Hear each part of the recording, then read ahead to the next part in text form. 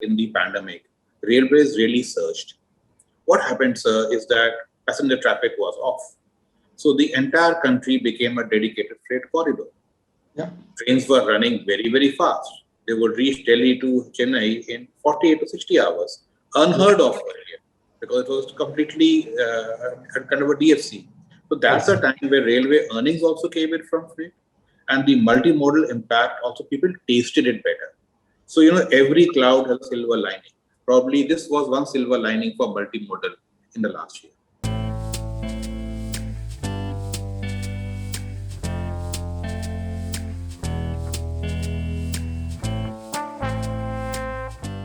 So, welcome to the Blue Circle. It's such a big privilege and a pleasure to reconnect with everyone, our distinguished panelists who are handpicked because of the think input and the rich experience they bring in.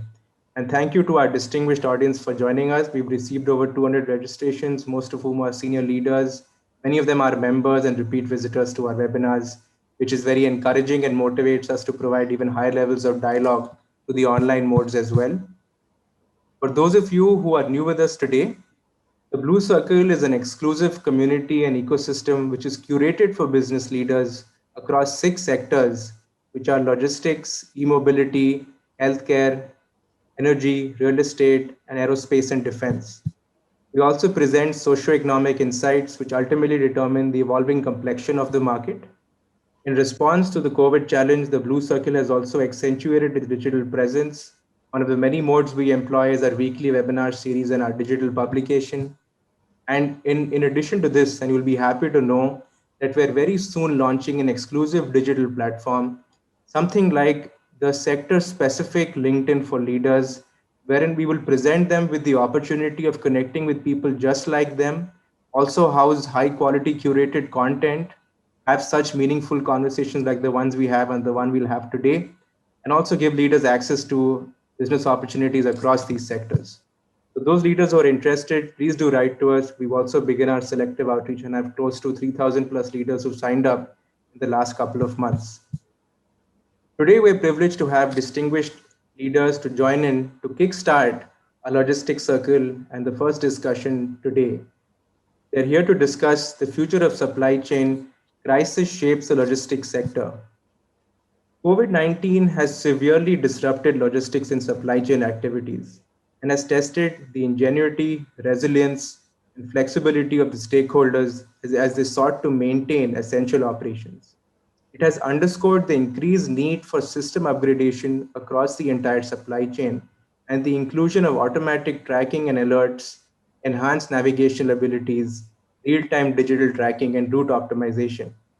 While the level of interruption has varied according to the trade lane, commodity, and the mode of transportation, integrated development of the logistics sector is a much needed reform to lower the cost of logistics overall in India. Now, in the best interest of time, I will just briefly name the names and briefly share the names and designations of the panelists who've joined us. We have with us Mr. Ashutosh Mayank, Managing Partner, Supply Chain Labs, Mr. Asim Behera, COO and Executive Director, Daifuku India, Mr. Jasjit Singh Sethi, CEO, TCI Supply Chain Solutions, and the chair and moderator for the session is Mr. Krishan Batra, President and CEO, Institute of Supply Chain Management. Thank you very much, sirs. And now I request Mr. Batra to please chair and moderate the session. Thank you, Siddharth. Hi, friends. Welcome to the webinar on future of supply chain. The focus will be on crisis shapes the logistics sectors. I would say the subject is very timely.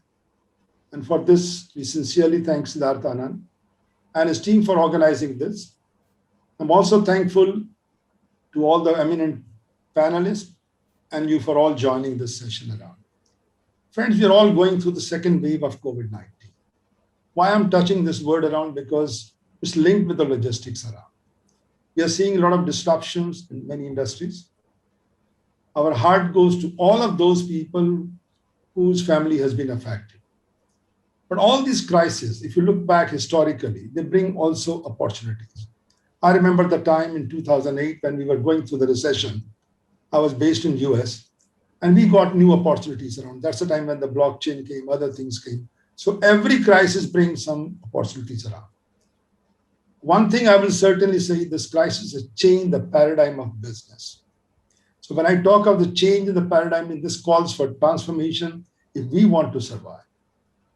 And I'll put it this way, that if we want to, we are today in 21st century. So we have to adopt the technology of 21st century. I know many companies still are very unorganized. They're still using the processes of 20th century. While we are in 21st century and we are still sticking to ideas and concepts, long paper intensive methods of 21st. So the time has come for logistics to become resilient, agile, and I will use the word smart. Smart means I'm linking with not smart the look or dress around. Smart means the one who is intelligent, who can make decisions on a quick basis. And that is only possible when we have real-time data available. Artificial intelligence is there now. So before I go further, I think there's a word called logistics. I think this word has big confusions around. So I'll try to take just one slide to explain, if I can be allowed this from the organizers, if they can allow me to upload. Can I upload? Yes, it's done. It's done. We've given you the access. Okay. So let me take up this way now. Now this is, I would say, just a one slide. So when we talk of a logistics, the confusion is all the time there. People think supply chain, logistics, they think they are same. Even people who are transporter, they also call themselves logistics. But actually, if you look around, this term is different. I know logistic terms come from the army time, much older term. Supply chain came much later, in the 80s around. But supply chain is still end-to-end.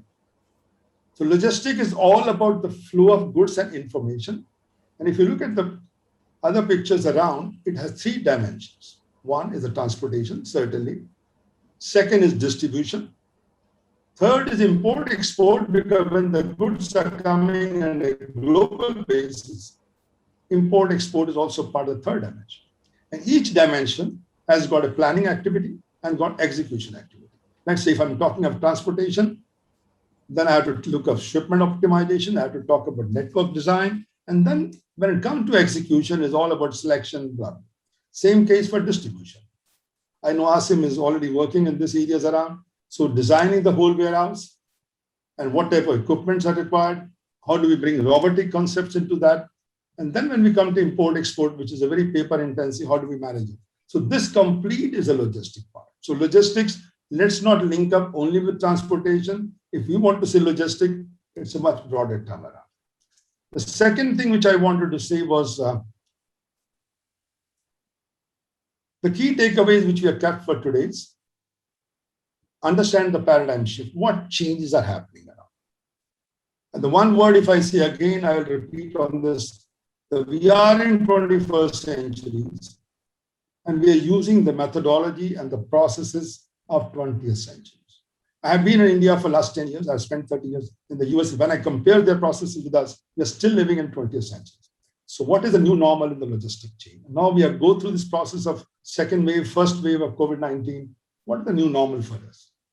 What is building the resilience? So my colleague, all eminent speakers will cover up these points around how do we build the resilience part? How do we build the agility, the responsiveness? And we are seeing already in oxygen, this, that, in the medical supply chain, I think agility part is missing around. And intelligence is also missing around.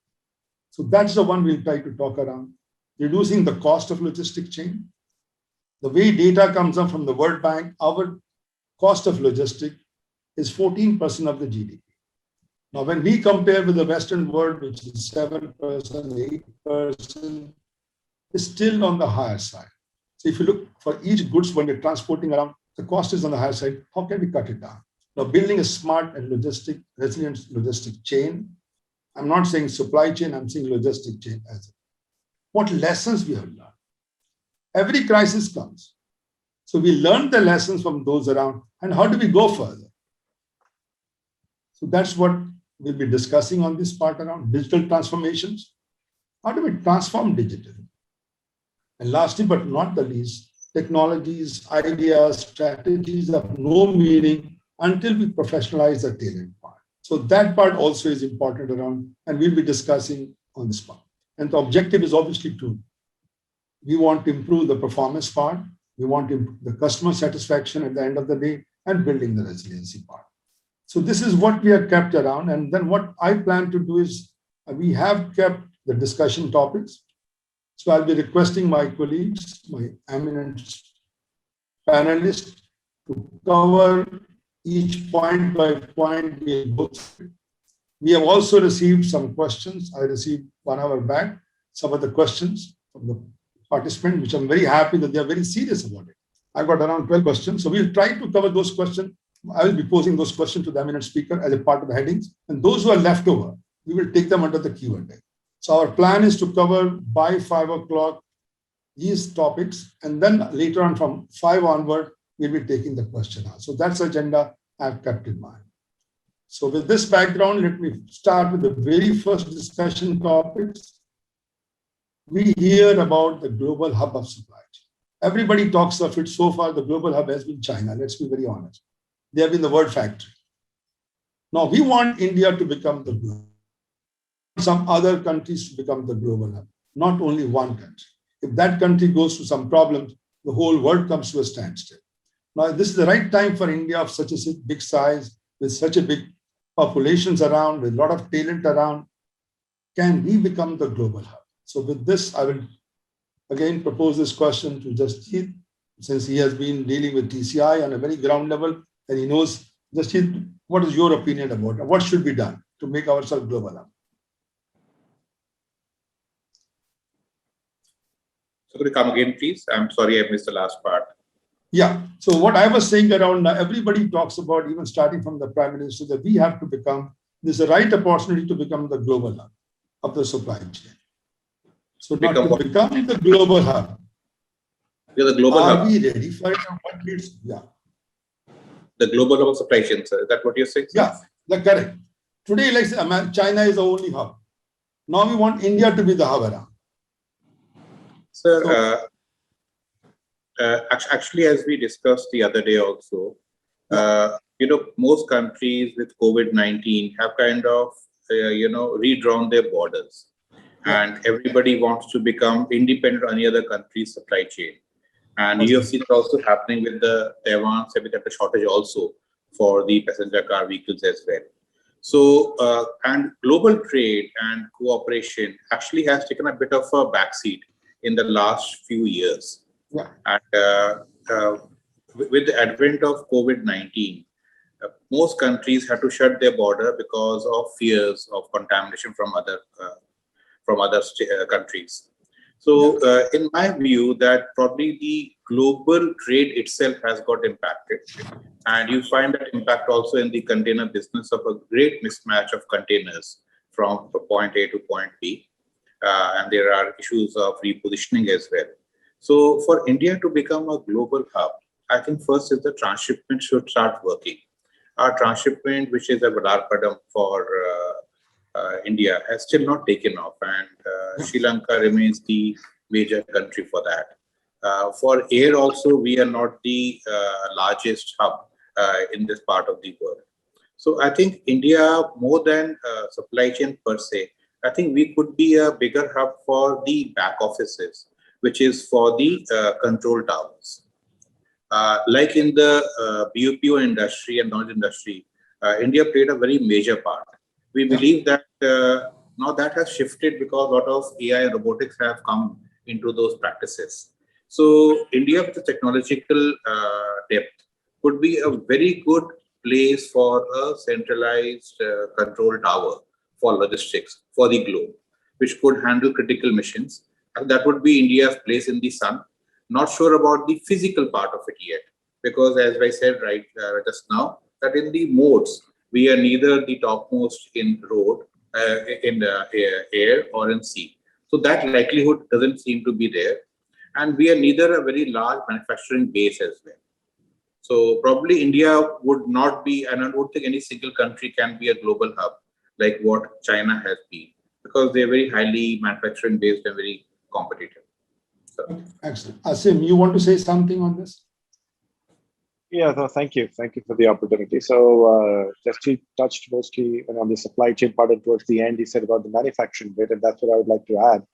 See, China is what it is because of the components. To make any product, you need components. And they've been able to make industrial park. And within the industrial park, no matter what you want to manufacture, you can get everything within that industrial park.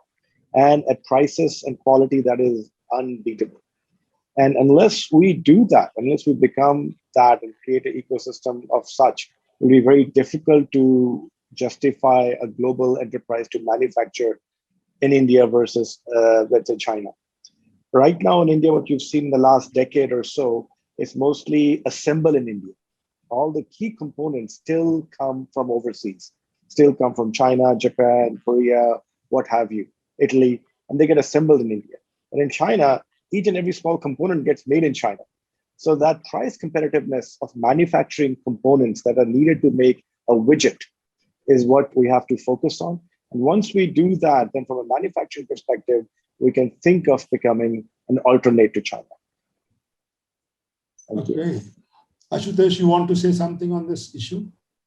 Yeah, absolutely. I'll just literally first introduce supply chain labs in literally 2 sentences. Supply chain labs, essentially, I represent supply chain labs. It's an early stage platform for startups and other growth stage companies in India and Southeast Asia. And we also work with the corporates in terms of introducing innovation and disruption. Now, as Asim and Jasjit said, right, about the whole manufacturing ecosystem and about the movement, what are the various movements, restrictions, and the impact, I want to highlight one last thing, which is around the information supply chain, right? So physical supply chain, information supply chain, and financial supply chain, these are the 3 categories in which at least I see the whole picture. On the information supply chain, I see the boundaries getting even less because there are many companies out of India and Southeast Asia whose technology is now being used globally, right? In terms of, so for example, there's a company called Startweg, which has created a vaccine ledger track and trace solution. Now, that particular solution has been adopted by UNICEF and being taken globally. Now, of course, the share is still small, no doubt about it. No Earth can be moved in just 12 to 18 months. But I see increasingly that global adoption of Indian technology being a big theme, and the world is recognizing that. So that would be my only addition here. Excellent. So the way I understand around from Jasjit, I mean, today we could start with the back office support, with the control towers, but ultimately we have to lay down the roadmap. If we want to be the global hub, some roadmap has to be done. So roadmap means, okay, infrastructure is one thing. In addition to infrastructure, second thing comes with the manufacturing base. Now the focus is moving around from assembly to getting into the component also. I see many companies around like Flextronics and others, they are coming with a lot of big infrastructures to make the component. So it's not going to happen overnight. China took 30 years. So for us also, it will take some time, but the roadmap has to be done to become the global hub. If that strategy, the mindset is not there, we will remain only at the back end, only doing the IT part around, controlling part around, but not the hub. So hub, what you are trying to convey is we need to build a good manufacturing base. Am I right, Jasjit? This is what you're saying before we talk of this.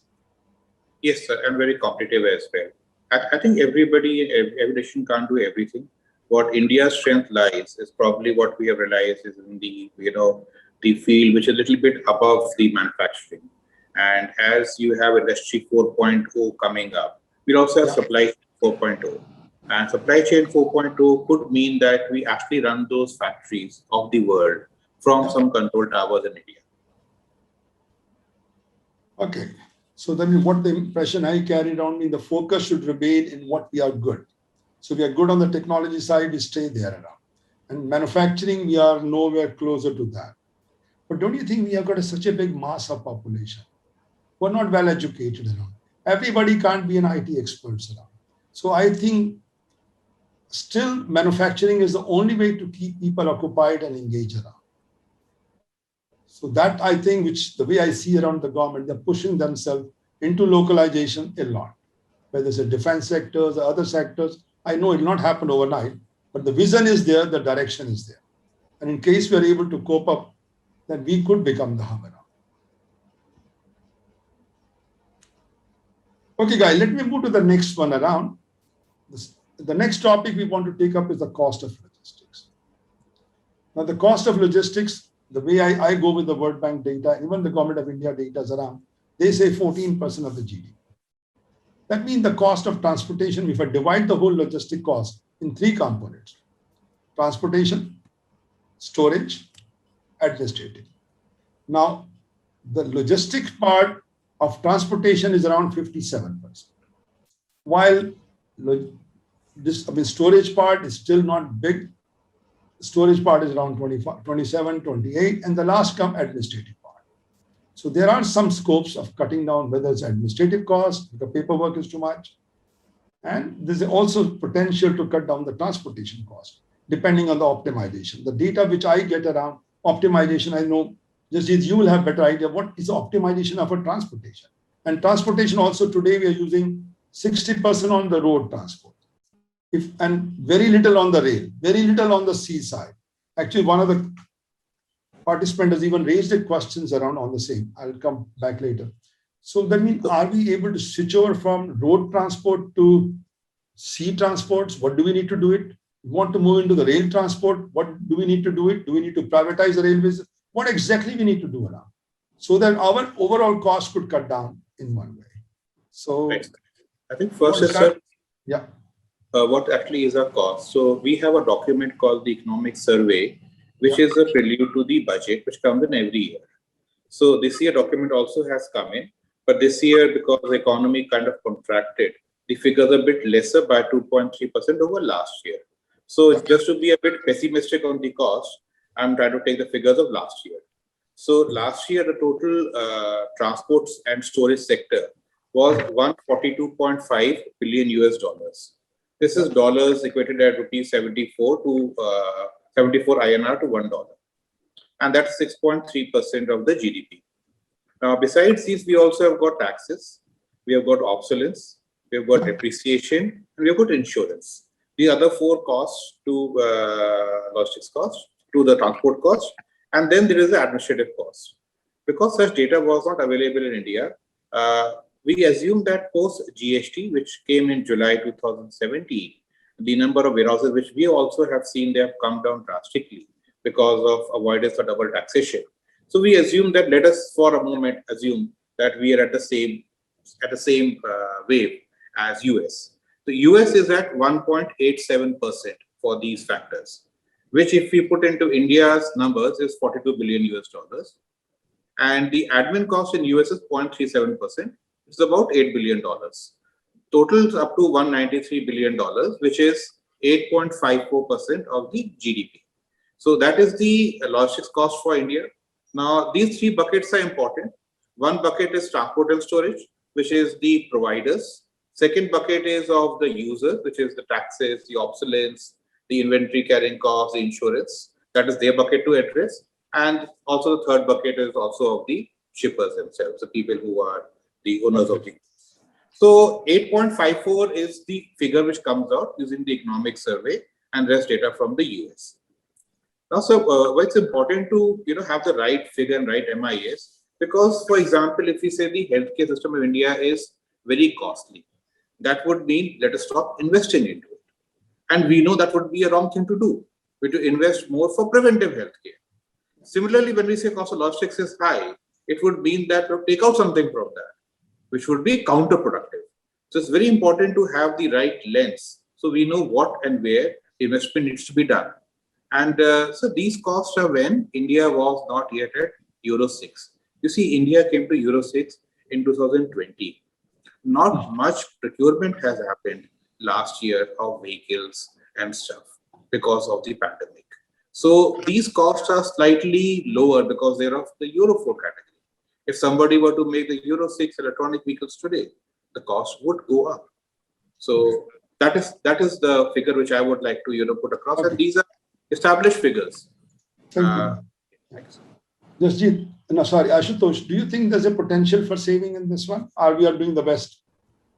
No, so see, from a point of view of saving, right? I completely agree with what Jasjit was saying, Krishan, that we have to look at from a potential of not saving but investing in this kind of a overall structure, right? Where there are certain parts which are almost comparable to their level of maturity, where Europe and US, or for example China, is concerned, and then there are certain parts which are highly underdeveloped, right? So you have to now, obviously, I'll not keep it long, but my answer is you have to look at specifics of at a government level, at a regulatory level, what are the things which are already well developed, and then invest in underdeveloped areas. That is all I want to highlight. Okay. Asim, you have any observation on this cost part? Well, both my colleagues have pretty much covered a lot of the data part of it. But all I could see is, because we build warehouses, one thing that I see different than overseas is we have a lot of inventory holding at each and every point. And one of the reasons why we have a lot of inventory holding is because the predictability of when the material gets to the other place is not as transparent. So because of which you don't want to have a stock out, or you don't want somebody to come into a store or whatever and not find the material. So you tend to overstock at each of the places, which eventually adds to the inventory cost. So I think using the technology that is easily available, cheaply available, if we can create a lot of transparency in terms of the movement, in terms of what's being held where, if there's an issue, can we counteract to it? I think that would help in reducing the amount of inventory that we hold at different nodes, which will also aid in reducing the cost and the overall cost of the logistics. Okay, excellent. We have actually a question from one other participant who says cost-wise benefit in water transportation. Anybody want to say around that?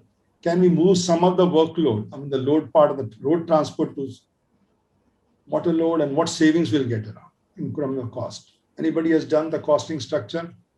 So if I may, Yeah, please. you also look to the different modes of transport. Earlier days it used to be road versus rail, road versus sea.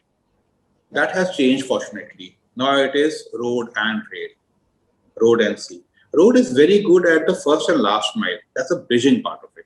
Yeah. That's the role of road. Rail has got a good benefit in the hinterland. And we have 7,000 kilometers of coastline, that is where coastal shipping comes in.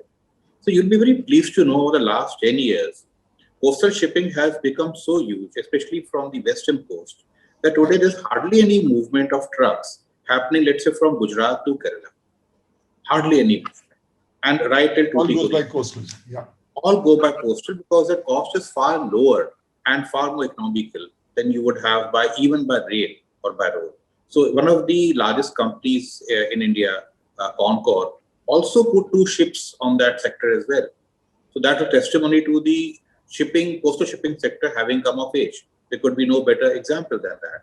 So that has happened. In the last year, in the pandemic, railways really surged. What happened, sir, is that passenger traffic was off. So the entire country became a dedicated freight corridor. Yeah. Trains were running very, very fast. They would reach Delhi to Chennai in 48 to 60 hours. Unheard of earlier, because it was completely kind of a DFC. So that's a time where railway earnings also came in from freight, and the multimodal impact also, people tasted it better. So, every cloud has a silver lining. Probably this was one silver lining for multimodal in the last year. So what you are saying around, there's a potential for moving at least commodities by sea. Wherever potential, like you said, around from Mumbai it has to go to Kerala, it can go by sea around. Yes, sir. Those potentials. Yes, sir. Before I interrupt, but not in the waterway, sir. Waterway, Indian Waterway Authority has been there since 97. You see, the rivers are very meandering. If you have to go from, let us say, Banaras to Calcutta, the distance by road is about 650, 700 kilometers. But by river, it's 1,300 kilometers. So while the cost per mile might be lower, the distance is so much larger, the absolute cost becomes larger, and so does the transit time as well. So we do not have very straight rivers, they're meandering. So inland waterways, only probably the waterway from Batra, which is from Guwahati onwards, that is one waterway which we should look at working on. Otherwise, inland waterways is not really, spending so much time and effort on. That's my personal view. No, got your point. Yeah. Okay, guys, the next comes the important part is that we went through the crisis last year. And now again, we're going through the second wave. What lessons we have learned? So anybody want to share their own experience? Who want to start with that? What lesson we have learned? And because the lessons are very important for us so that we don't repeat anything, we get some new opportunities around. Anyone want to start? Absolutely. So I can start there. If the panelists are okay with that. Essentially, the lessons you can think about from the point of view of was that the first time around we were not even ready for the kind of disruptions, and the disruptions, at least at at the common man level, were much more, right. The essentials were there. There was a lot of movement of and goods happening.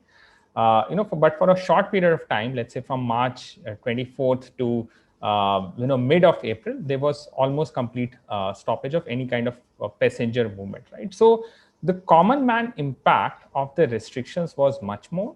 There was much less restrictions that were there on movement of goods, right? So that is one part of things, right? Now, but ultimately, the whole transport and logistics segment is driven by people, right? It is driven by demand, right? And that demand gets generated at the B2C level, the common man level, as well as the B2B level, right?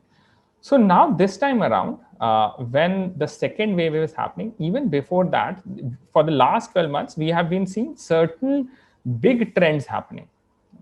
One of the big trends is, which is apparent everywhere, is the whole, focus on omni-channel, right?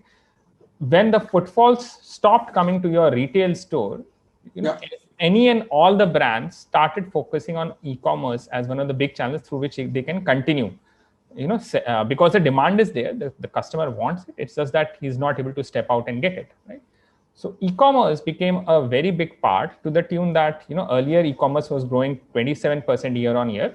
Last year it grew by 80% year on year. It is still a small part. It will take some time to grow and become meaningful, of the overall pie. But it grew 80%, right? And this trend is going to continue. The other part is, which I quickly will highlight, is the tech enablement of supply chain. Almost every corporate, in India that we have talked about have highlighted this point that, earlier and even now, many of the information flow is either in silos or happening through, very traditional methods, Excels and PowerPoints and emails, and written and scanned documents still rule the roast, be it invoicing, be it e-way bill, many other things, right? Now, with people working from home and nobody to actually monitor that physical paper, right, and how that is getting recorded into the system, at the high level, organizations realize that enabling technology at various levels is not a luxury anymore. It is absolute necessity, right? So earlier, people talked about track and trace being one of the big technologies that they have implemented. Now they have started talking about a lot of other things on procurement procurement automation, on warehouse automation, on a number of other things. So technology focus is one of the big priority areas. I would like Jasjit and Asim to please share their views. Yeah. Anyone's? Jasjit, you want to say something? The lesson, what you learned? So I think from a macro point of view first, I think the macro point of view that before the pandemic, people would speak more about productivity, about lean, about costs. That was a fundamental which was there. I think when the COVID-19 situation happened, as has happened with many supply chain disruptions across the word shifted to resilience. Yeah. So it shifted to being more robust and being more immune to these kind of vagaries. So as a macro trend, I think globally this has happened that people have understood the meaning of a safety stock. Yes, just in time is fine, but it should not be too lean. It is good to have productivity, but you must have little bit of bench strength, little bit of flab. Otherwise, when something hits you, you're really going to be cut to the bone. So that has been as a fundamental change which has happened broadly. Second, I think, a country like India has been very, some remarkable things have happened. Look at the e-way bill process. Every invoice which is made is on the government portal. Now, had we been told a supply chain partner 5 years ago, that India ye kar lega, you said, come on, mazak kar rahe ho. Not possible. But it has happened. Europe couldn't do it. So in terms of electronic, I think this e-way bill process, yes, it would have its nuances. I'm not denying that. But by and large, it is a very, very big drive that every movement on the in the country already is electronic with the government portal. So when COVID-19 came in, it was possible to track what goods are in transit and where they are. So that was, I think, already we were kind of ready electronically.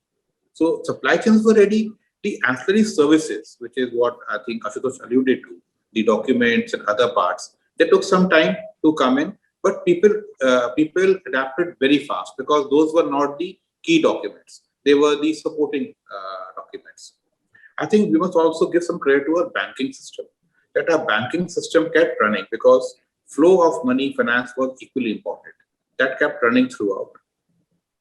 Another thing that happened for road transport was that electronic toll gates, which is the FASTag, had come into being.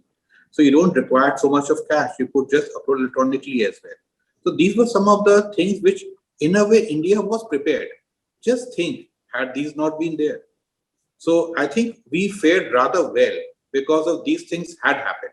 So I would say GST and e-way bill and FASTag, they kind of saved us in a large way. And a last bit into the IT companies. None of our broadband gave way. We were Zoom calling and doing all stuff all the time. But broadband stood well. In the same home, you would have 3 or 4 subscriptions running.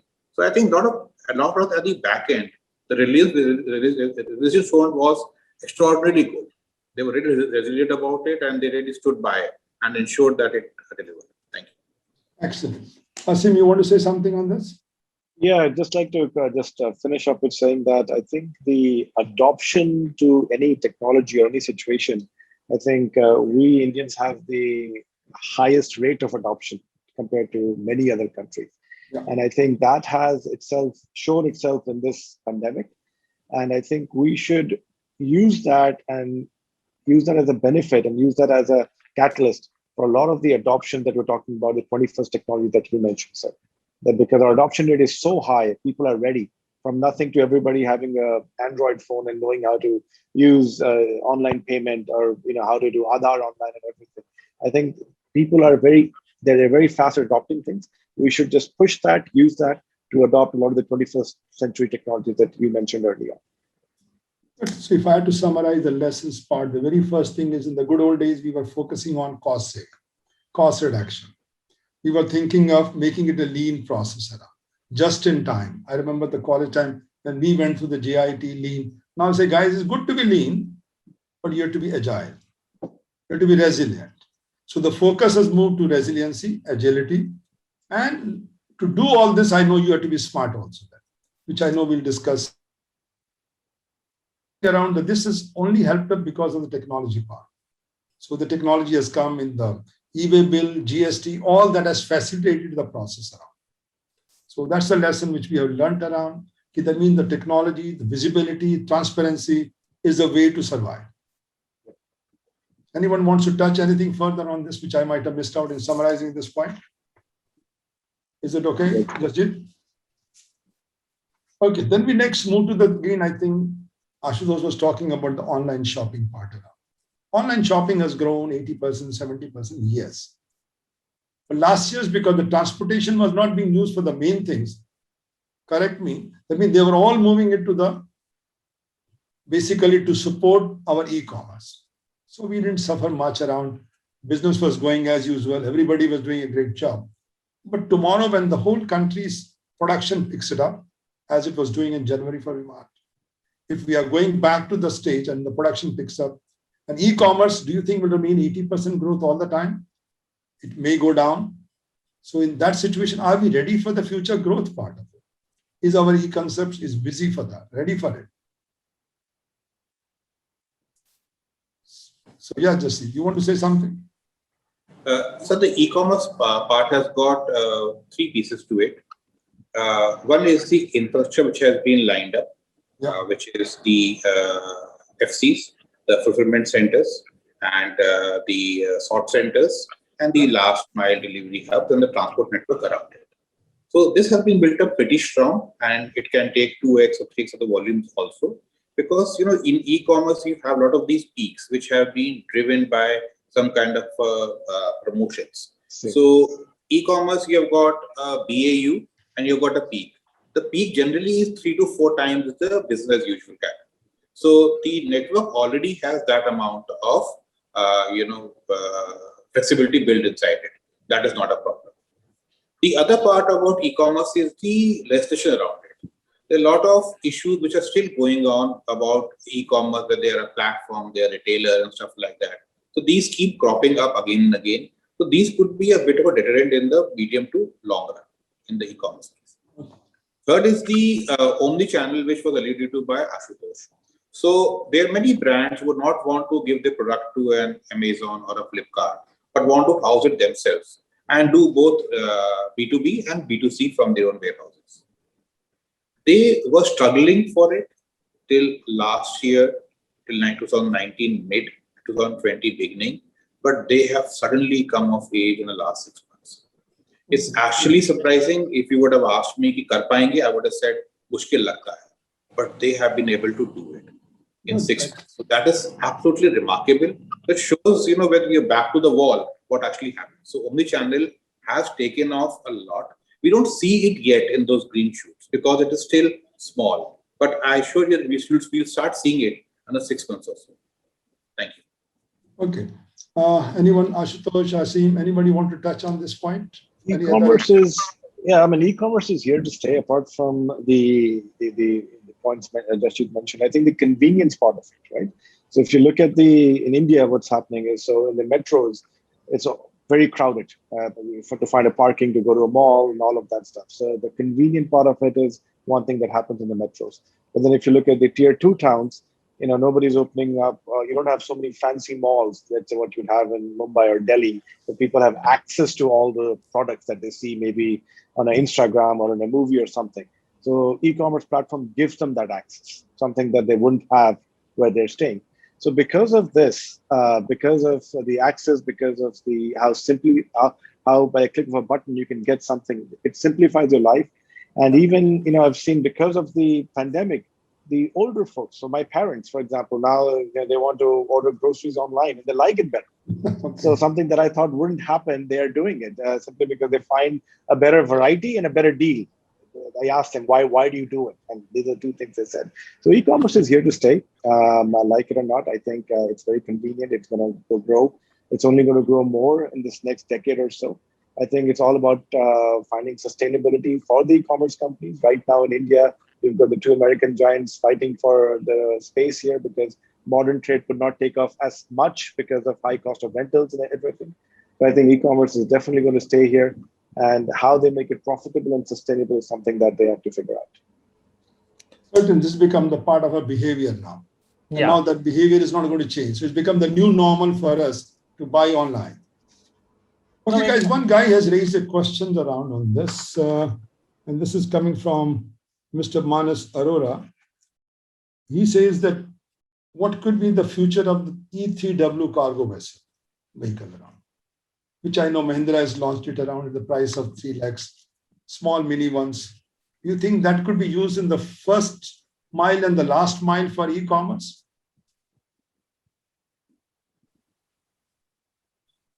Anyone's thoughts around in the last mile of the e-commerce? Could it be used? It's already being used, sir. If you see at your homes also, the small 3-wheelers, e-rickshaws are already being used. It's a 3-wheeler, basically 3-wheeler. Yeah. So these are already being used. I think sometimes there is more press around certain launch, but already being used. And India became the largest small sector EV user long back, and there were no big players into it. But you can see the impact of that in the sales of the major 3-wheeler companies. They've all come down. So that this is electric vehicle around. Is it okay with that? Electric vehicles? Okay, electric vehicles, and earlier there was some range anxiety of whether they will run that full day and this and that, and what is the load capacity and all of that. But now with advancements in battery technology and all of that, that anxiety has gone down. You obviously still have to charge it. Excellent. But yeah. So this could certainly pave way into the e-commerce business for the last mile. Yeah. First mile, both I think first and last mile, both places it could pitch in. Okay, guys, then we move to the next one is medical supply chain logistics. Now, everybody is hearing morning, evening on the news around. Now, anybody want to touch something on it? What exactly the issue around? Is it a medical supply crumbling around, totally disrupted, or is it some other issues around? So allow me to give you some good news first on the oxygen part. I think there's a lot of worry on the oxygen part. Okay, so, good. And I'll just give you the facts from the ground. So, in India, we have got oxygen plants and we have got other hospitals also who also generate their oxygen as well. Yeah. And we have oxygen used for medical purposes and for industrial as well. That's correct. For medical, hardly any movement happens because many hospitals are also self-sufficient. So as of beginning of April, we had about 1,700 of these cryogenic vessels, these bullets in the country. And these were carrying primarily three gases: oxygen, nitrogen, and argon. Oxygen was generally for shorter supply, and normally oxygen is carried in about 10 to 12 tonner vehicles. This is liquid oxygen, and it is carried at a temperature of minus 186 degrees. These are HVAC kind of vessels, which have got that kind of cooling to sustain that. When this problem exploded, April 10th, nobody knew about it. 15th, they did not. Suddenly exploded. So the first thing which has been done by the companies try to convert the argon and nitrogen also into oxygen. You'll be pleased to know that out of 700, about 900 odd were into oxygen. As of now, about 400 are in oxygen. The last few days itself, there has been about a 50% jump of that. We also operate a few oxygen tankers, and our jump has been 80%, which has been converted from argon and nitrogen to oxygen. But the bigger part here is that these vehicles are converted are the higher capacity ones. Oxygen vehicles should be smaller vehicles, 10 to 12 tonners. These argon and nitrogen were 23 tonners, 28 tonners. So the larger ones have also been pressed into service. So on the part of these liquid oxygen coming to hospitals and others, we feel this problem would not be there beyond a week, 10 days. It would get resolved. Second is the second is the cylinders. So we have about 4.3 lakh cylinders in the country. These are mainly used for the medical fraternity. These are mainly by smaller hospitals. The larger ones would have a tankage. You would decant liquid oxygen and use that in the pipes. There has been an order placed of 1.2 lakh cylinders. And out of this, the release is already started as of today. It will take some time for it to complete. But this is going to be supplemented by about 20% by end of this month. So this problem will also go down. What's also happened is that because of panic buying, some supply has been sucked out of the market. So this is demand side, supply side, both sides. The tankers also being imported, we would have about 2,000 tankers in the country another 1 week's time, in which mostly all of them would be on oxygen. So this problem would be behind us, and in another 1 week, that is our estimate, we will not have a problem of oxygen at least. Could I summarize it is because of panic buying and not planning properly, the demand planning, which yes, I know was unplanned too much, 4 times, 5 times the demand around. So, yes, sir, but I think good news for everybody. So I think we can rest at least easy that we will get some oxygen. Okay. That's fantastic. Good, excellent. Thanks again. Good, great job. Okay, guys, anyone else wants to touch on the medical point before I move to the next then? Everybody okay that we are doing a great job, except this was unplanned little bit and panic buying, which created this story around. Then we come to the next one is maturity level of logistics. I know many of you have been for many years on the logistics side. What do you see the logistics maturity level? If I had to give a score 5 out of 5, what score you will give around? Are we at 3 out of 5 or 2 out of 5? People say we are still unorganized. 95% is unorganized. So keeping all in mind, I know some companies are doing great job. They're like any of the best company in the world. So there are many companies which are unorganized. Keeping that in mind, where you will score ourselves in terms of maturity? Anyone want to just give a guess? What is the maturity level? I think it's sector dependent. So we look at a sector like automotive, very organized. You would get a score about 8 out of 10, just in time, even for aftermarket. You look at sector like e-commerce, again very organized, maybe a 9 or 10. Probably one of the best, return policies in the world are India, and it beats US in terms of transit times as well. So on these sectors, very, very good. You look at sectors like FMCG, very well oiled now, but it runs in a different way. Maybe it's about 7 out of a 10. Retail, maybe again 8 out of a 10. So this is something segment dependent. You look at a supply chain for high tech, like for your mobile phones and electronics. Again, it's a 8 out of 10. But if you look at the core industries, steel, cement, even while steel has geared up a lot, and you also have got multimodal to that, probably be 6 out of 10 because other components are not working. The transport piece is working on steel, but other component logistics are not really working. Cement, again, the transport component is working. So that sector would be lower. Now, the maturity level of logistics will also depend on the productivity. The productivity part is pretty low. And that is a problem because the amount of work a machine and a man should do in India in that time is far lower than it should be. If you look at warehouses, where I think Asim would probably come in from the end of automation. But if you look at typical Indian warehousing, in the last 15 years, all the buildings have become modern from sheds. They're at least 10-meter high, which were not there earlier. If you look at the storage systems, they have become far more modern, be it long span shelving or be it HDR, they are both there. But predominantly the method of picking and put away remains goods to man to goods. The man will go and put the goods and he'll also come and retrieve it. Barcoding is there, but probably at a level, I would say, of just 30%. So I would give it a 3 out of 10. Using handheld would be probably 1 out of 10.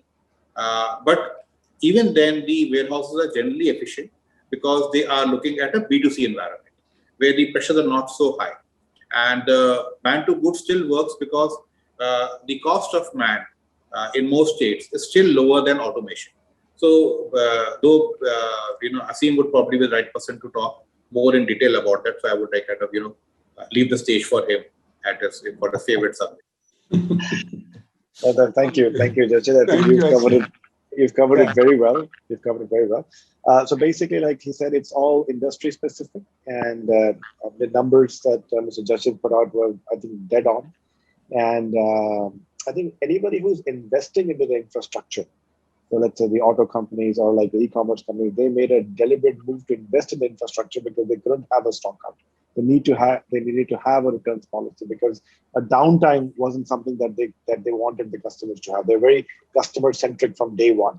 So industries which have been very customer centric from day one have really built very resilient supply chain model.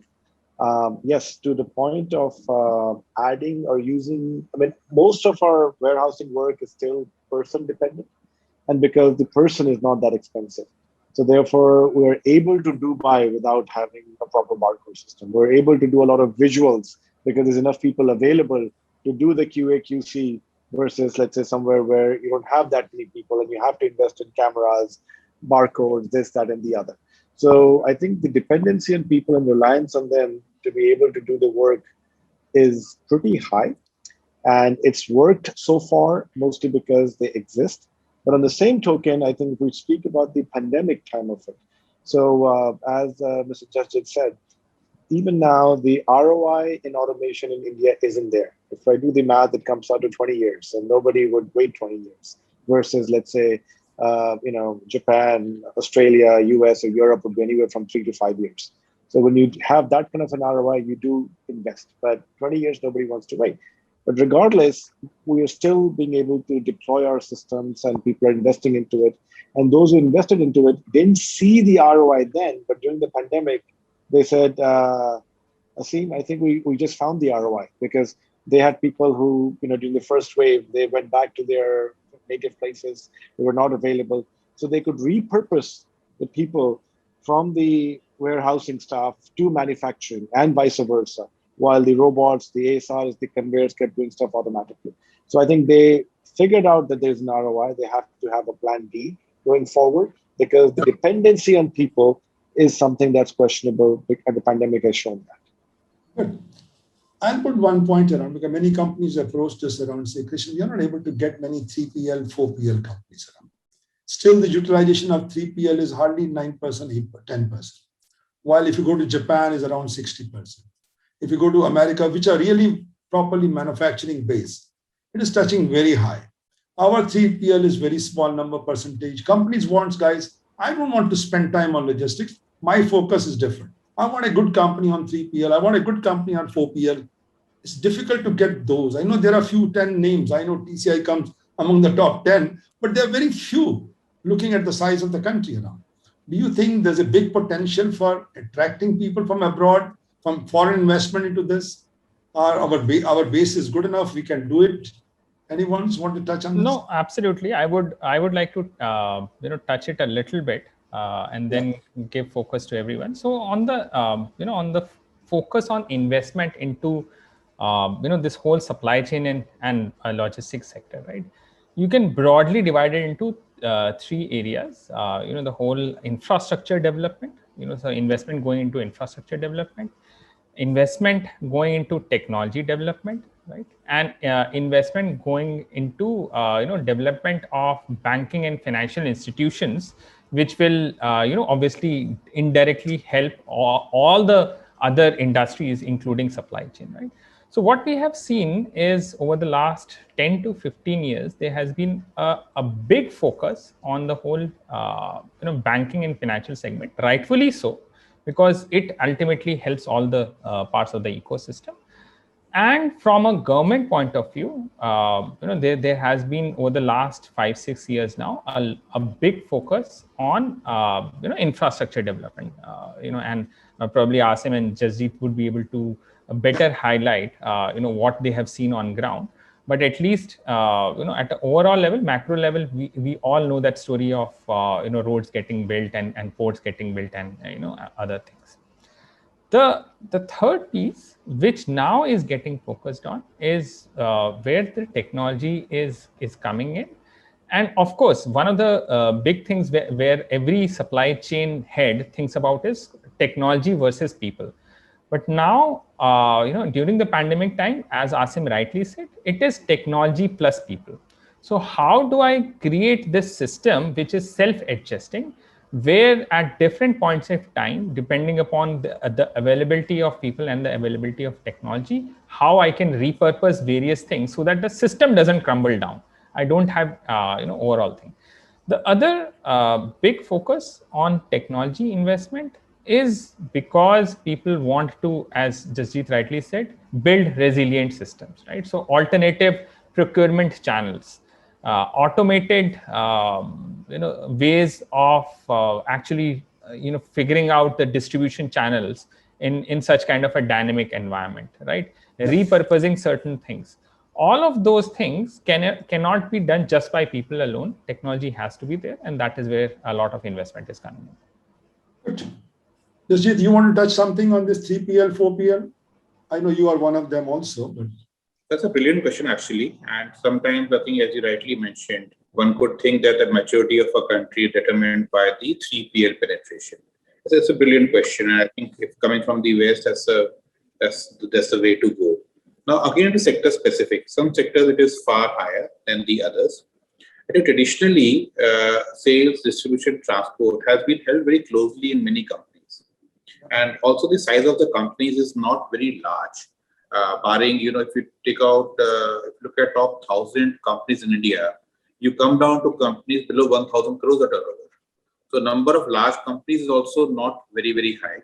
So common platform players are the way they would like to go to. So for example, they would all be using any of the express companies, which are organized.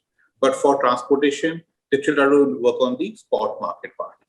It's also because multimodal wasn't so advanced as well. Now, in terms of fragmentation of truckers, it is even more in the US.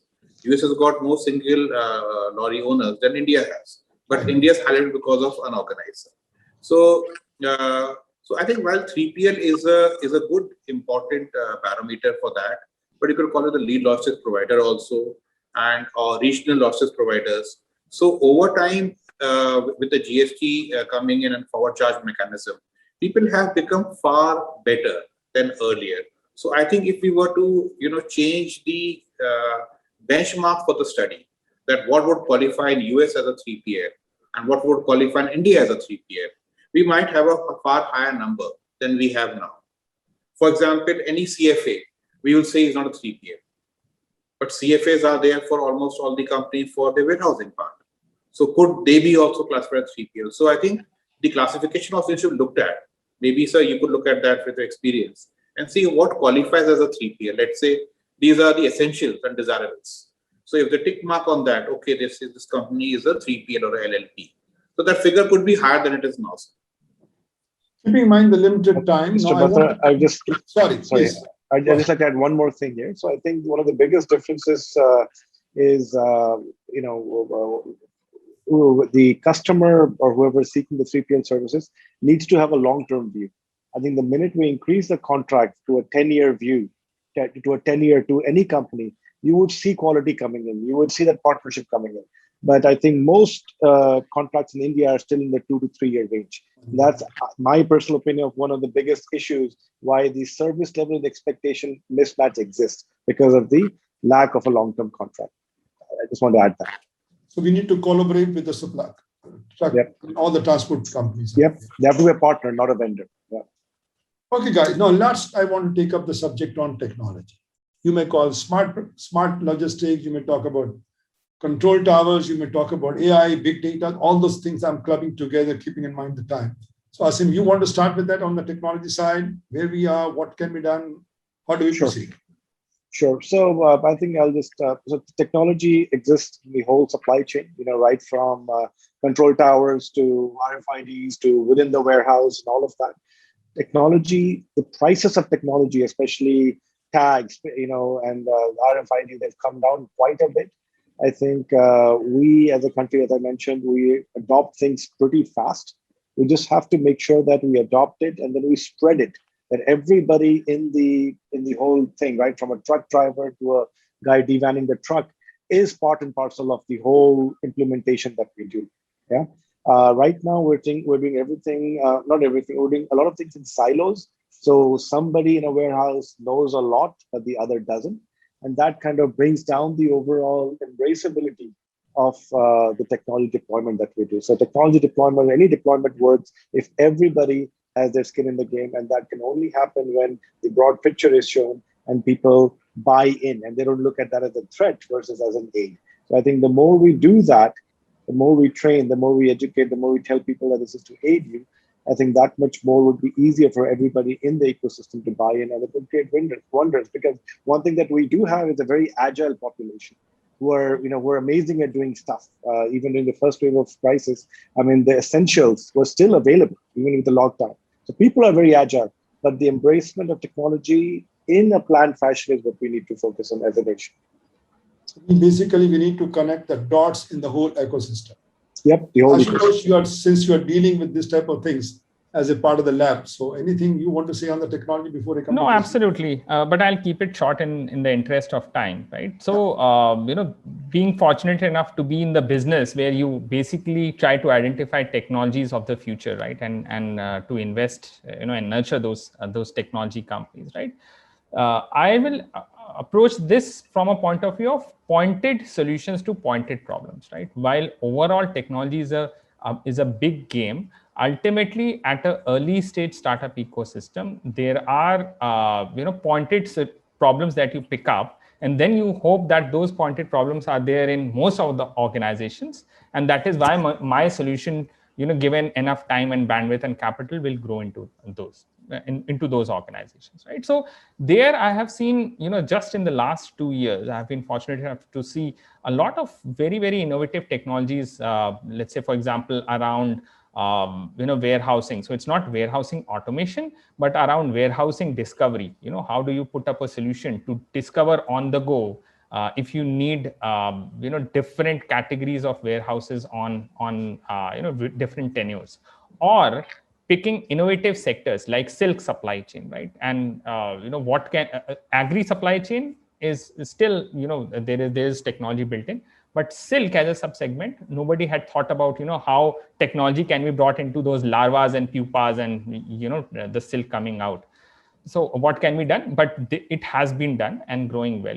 To some of the mainstream technologies around blockchain, as an example, where now that whole trusted ledger of records being the backbone on which various transactions are happening is something which people now need, because increasingly, instead of tripartite or three-party contracts, now the ecosystem is so complex that sometimes you are signing 5-party, 6-party contracts, right? And how to manage those 6-party contracts, you can only do that on a blockchain-based ledger where there's an inherent record built in, which is immutable, which nobody can dispute, and so on and so forth. So I can keep on giving examples, but the point is, these days we are seeing a lot of organizations focusing on pointed solutions to pointed problems rather than a 15-year-old approach of let's implement ERP and hopefully all the problems would be solved. Those days are gone. Excellent. Now, Jasjit, you want to say last point on this? So thank you, sir. So I think you are very much, the doyen for blockchain. So we would request you also to speak about it as we go along, sir. Please do give a thought. So my 2 bits around, sir, that let's look at the supply chain as definition first. It's from the cradle to the grave, from origin to destination.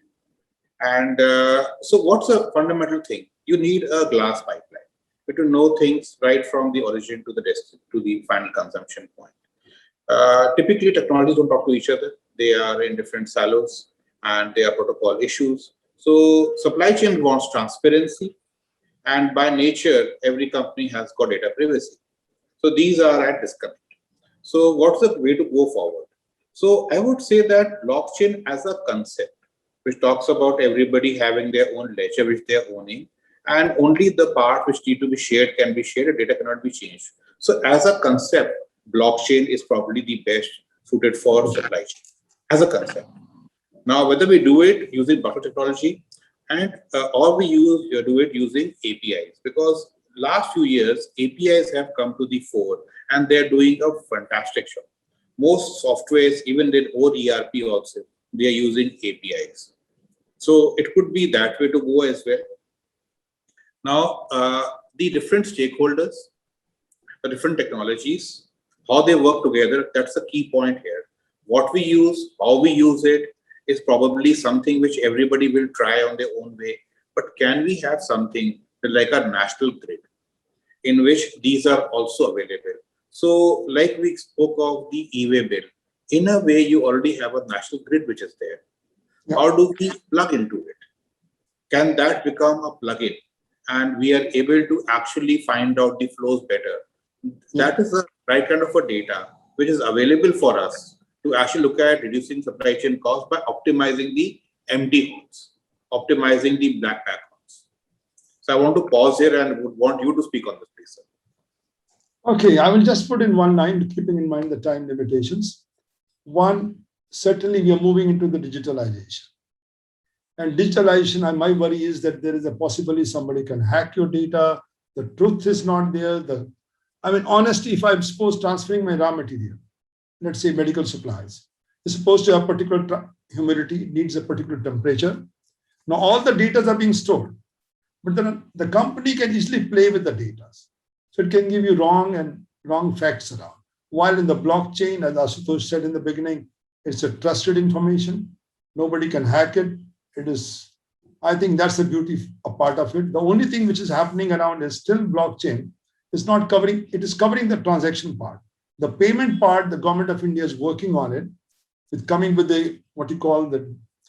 I won't say crypto, the Bitcoin is a cryptocurrency, but again, it will be a digital rupee. And digital rupee could be linked with the rupee. So there's not much volatility around. And once that is cleared around, I'm dealing, let's say, with TCI. I've got my own wallet with digital money, and I transfer the money, and the data is all visible to the government. So nobody can do any money laundering around. So the people are working on it. China has already done to a lot of extent. So I think when it comes to this matters, I have full faith on blockchain. I think this is bound to come in 4 or 5 years. It's a matter of developing standard, that's all. Well, guys, I don't want to get much more into this, but one message I get. Supply chain profession has grown in the last 1 year. I know we have suffered many other areas around, but if I talk to anybody in procurement and logistics, not a single one has lost a job. And on the contrary, this profession has been growing. When you would have got 20 years back or 25 years back, if somebody would have gone to joining with a transport company in this, is like, what? You don't get any other professions around? So it was not a very attractive profession. Today, I'll say it is the best profession. And supply chain, I'm not talking logistics per se, I'm talking supply chain as a whole. When more and more companies are becoming horizontally integrated, nobody's vertically integrated, and horizontal means supply chain becomes the key. If talk about Apple, this is all totally horizontal integrated. What makes it? Supply chain. That means the future CEOs will come from this ranks. I would say it's a wonderful career for the young people to join it.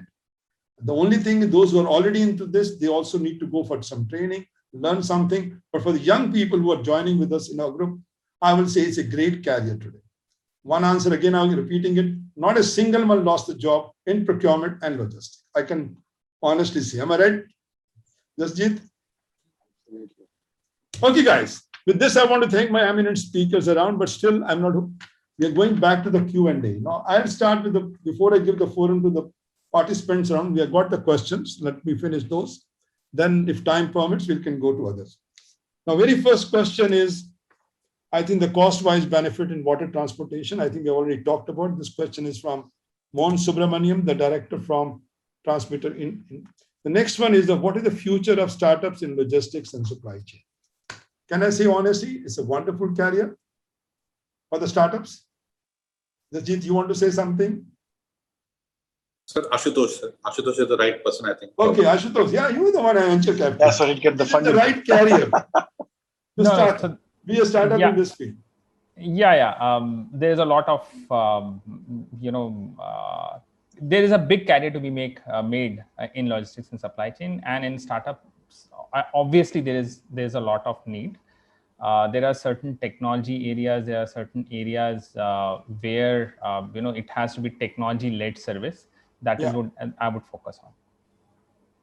Okay, the next question is about the cost-cutting method, especially the visibility of CNG-run commercial vehicles in terms of maintenance, repairs, suggestions, design, and enable distribution plan for last mile challenges. I think this we have discussed. For last mile challenges, you feel that vehicle of Mahindra's will do the purpose, or you have other choices around, depending on size of distribution? Electric would be the best vehicle to go for the last mile. Okay. And for long distance, not CNG, but LNG. Okay, now the but next... that will come in, so it is some time. But electric small vehicles and medium-sized vehicles are coming up, and the range issue, as I think mentioned by one of my colleagues here, is getting solved now. Excellent. Now, there are other questions. Disruption is good, they say. If it leads to restructuring supply chain dynamics, that means we are learning from the crisis and coming with new things around. Then, as well as bring about policy changes to enable serious logistic player to sustain and grow in the evolving environment.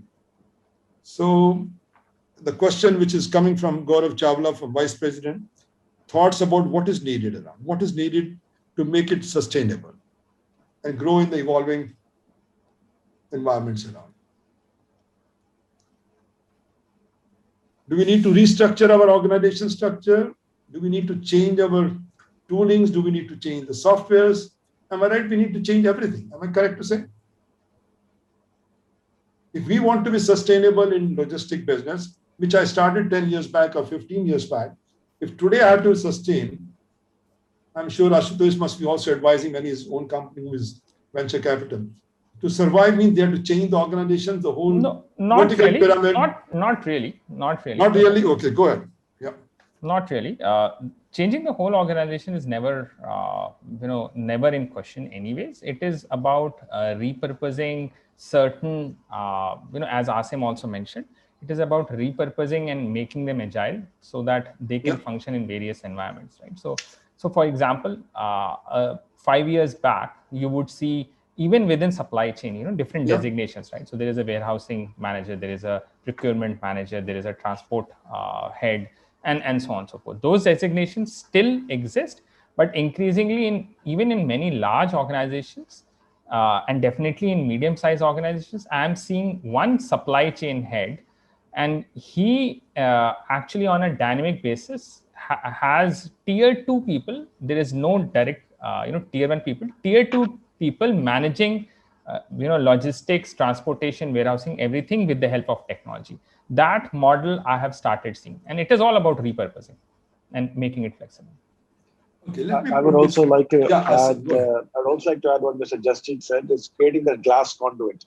I think using technology to create that glass conduit is also what's needed. But the way I've seen in the US, they are getting away from the pyramid concepts to networking concept. You might be at a different levels. Today, if you want agility, if I'm at the lowest rung, then I have to go through the 4 layers to talk to my big boss with my ideas. My ideas are totally gone away, shattered away. So we want a network concepts of management. You might be at an X level, Y level, that's not the issue. But if you're working as a network, that's why startups are very active, very smart, they grow very fast. But the moment you become a big company, you become an elephant. So that means if you want to learn from the small, as Ashutosh is very much involved with those companies, don't you think as a big company also, if they want to be tiger, don't want to be an elephant, they need to change the pyramid of working.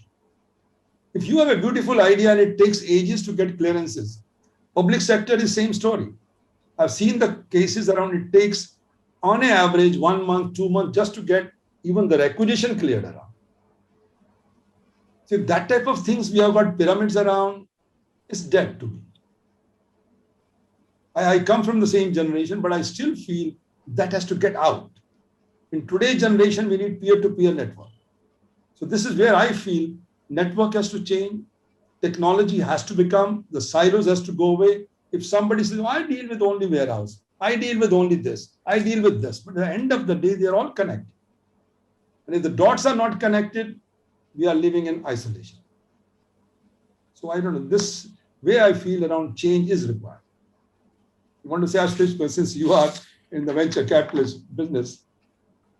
No, I completely agree. In the interest of time, I would not. I don't have any other opinion to share. Okay, good. So then we move to the next one: is how will logistics shape next year? This question is there from Dhanjay Prashad. I think we have touched this point. Am I correct? We have already touched this point with blockchain technologies, linkage. So we have touched upon it.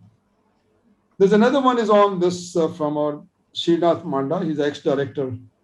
Will any heavy engineering industry like automobile, everybody is going from localization philosophy. This is what the government is saying around, guys, we want to be the hub. If we want to be the supply hub, we have to encourage localization so that we are not depending for one raw material coming from X country. If those raw materials can be made like pharma, I remember the time in the good old days, raw materials was made here. Then everybody thought, why to make it here? It's easier to import with less headaches. And then we got out of it. Now we are again building up the raw material for pharma. So this is what I think the focus comes in, whether it's a defense sector, whether it's in any sector, automobile sectors. I think that factor is growing, that we have to get into localization. And localization means building up the logistic base. So do we agree with that part around that moving, we have to make a global, again, hub? I improve the hub, I'm not saying global hub, but some hub has to be made around. Strengthen the hub around. Okay, guys, there's another question, not much. I think the rest of I can take up with them. Any other question, my good friends, from the participants want to raise up? Any participants want to raise to anyone's eminent speakers?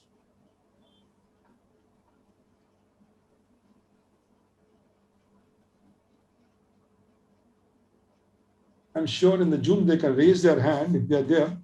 Participants, any questions in the chat? One question has come.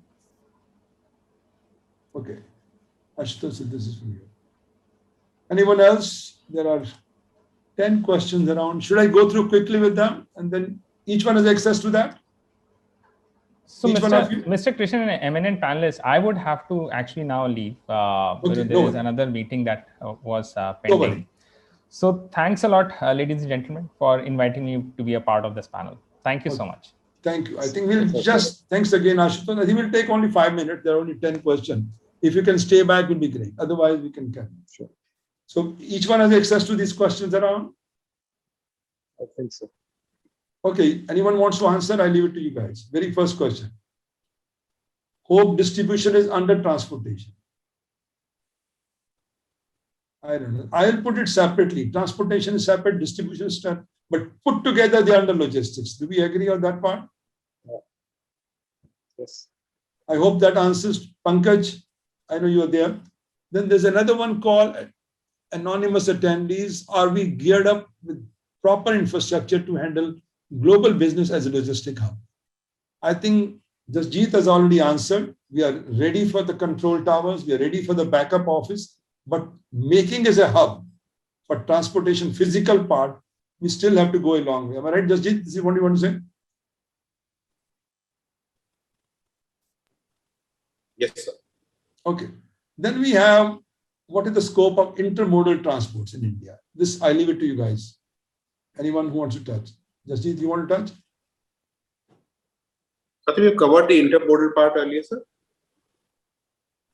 The question, yes. You have the question or no? What is the scope of intermodal transport in India? Still, we have to work on.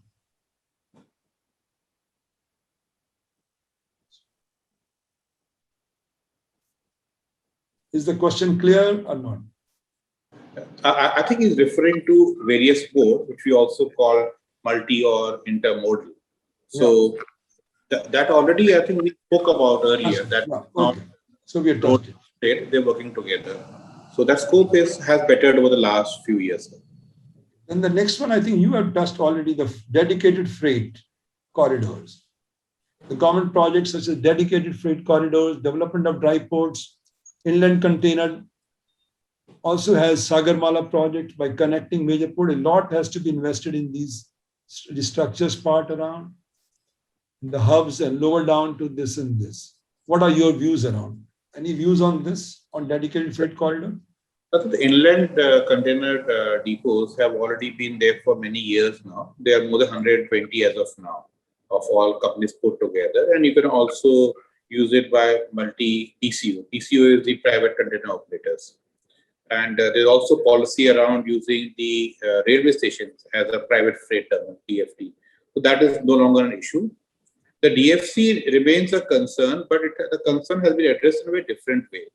So DFC, there were two parts to it. One was to go from Delhi, which is Dadri, into Mumbai. And second was to go from Ludhiana to Calcutta.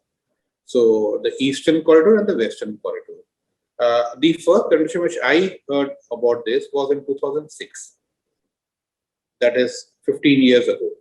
And it had to come in next 7 years. So we still speak about it coming. So what has happened? That time the major port was JNPT. Mundra and Kandla and Pipavav were not on the horizon. Over these times, over the last 15 years, Mundra has become a very large port as well, as has Pipavav. So the western corridor, actually, if we are able to cater till Mundra and to Pipavav, the problem gets solved. We already have a double stack operating on these sectors. Double stack is one container on top of another. And that's been tested about 4 years ago. Then we have got jumbo trains as well. Yeah. So in a way, the DFC part of faster movement has been answered to a level, but the early objective of a Delhi-Mumbai freight corridor still remains unfinished. When it comes in, by the time Delhi-Mumbai, for example, by road, there's a new highway being made, which will reduce the distance from currently 1450 kilometers to 1300 kilometers. And they may be allowing 100 kilometer speed on that as well. So road might even come up as an alternative by that time. So sometimes something is delayed. Also do not really have that, purpose anymore.